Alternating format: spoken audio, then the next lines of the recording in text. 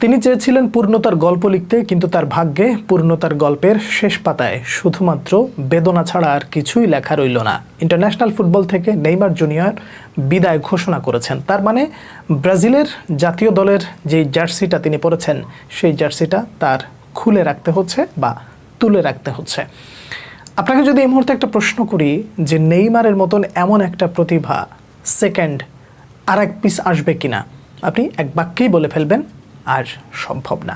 এটাই সত্য কথা। কিছু প্রতিভা এমন থাকে যার কোনো বিকল্প হয় না।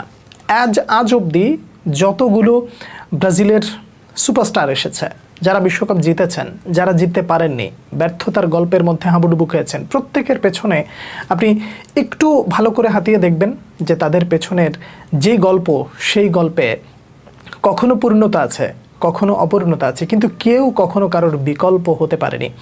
নেইমার জুনিয়রকে নিয়ে ভক্তদের যে উচ্চ আকাঙ্ক্ষাটা ছিল, ভক্তদের যে প্রত্যাশাটা ছিল যে অন্ততপক্ষে নেইমার পূর্ণতার গল্পটা লিখুক, আপনি যেই স্বপ্নটা দেখেছেন শেষ হাসিটা নেইমার হাসুক, তার দলের সতীর্থরা কি আসলে সেই জিনিসটা চেয়েছিল? হয়তো চেয়েছিল, কিন্তু সেই চাওয়াটাও বোধহয় পূর্ণ হলো না। ব্রুনো গিমারাইজের এই পেনাল্টি মিসটা নেইমার আজীবন মনে রাখবে।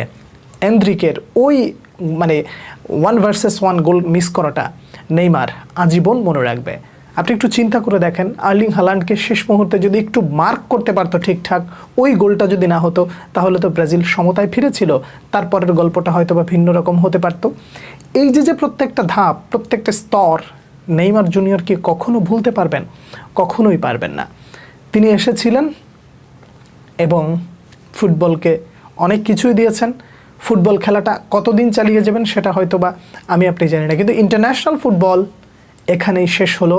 নেইমার জুনিয়র ঘোষণা করলেন, আমি চেষ্টা করেছিলাম, আমি এসেছিলাম, কিন্তু হলো না, এই যাত্রাটা এখানেই শেষ করতে হবে।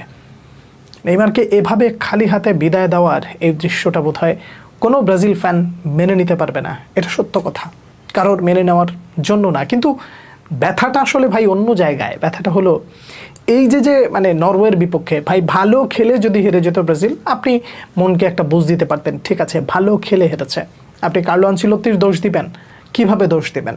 তিনি এই অল্প সময়ের মধ্যে দলটাকে যেভাবে গুছিয়ে তুলেছেন, সেখানে কার্লো আনচেলত্তির দোষটা আসলে আপনি কতটুকুই বা দিতে পারেন? কিন্তু অন্যান্য সদস্যদের কথা বলেন, মেন্টালিটির কথা চিন্তা করেন।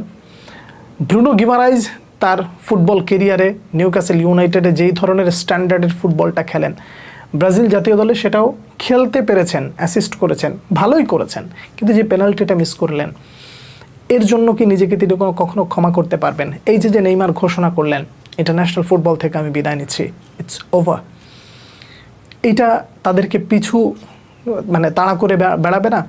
অদূর ভবিষ্যতে ব্রাজিল কবে বিশ্বকাপ জিতবে সেই গল্পটা অনেক পরে করা যাবে, কিন্তু এই স্কোয়াডে যারা আছেন তাদের এই পরিশ্রমের গল্পটা তারা কি কখনো ভুলতে পারবেন যে আমরা নেইমার জুনিয়রকে একটা সুন্দর বিদায় দিতে পারলাম না, আমাদের জেনারেশনের সুপারস্টারকে আমরা সুন্দর একটা বিদায় দিতে পারতাম, কিন্তু সেটা পারলাম না? এই দুঃখটা বোধহয় থেকে যাবে। নেইমার জুনিয়রকে বিদায় দেওয়াটা আসলে কোনো ব্রাজিল ভক্তের পক্ষেই সম্ভব ছিল না, কিন্তু দিন শেষে বাস্তবতা তো মেনে নিতে হয়, এবং সেই বাস্তবতার ঘোষণাটা অবশেষে চলে এলো। নেইমার জুনিয়র ইন্টারন্যাশনাল ফুটবল থেকে বিদায় ঘোষণা করেছেন।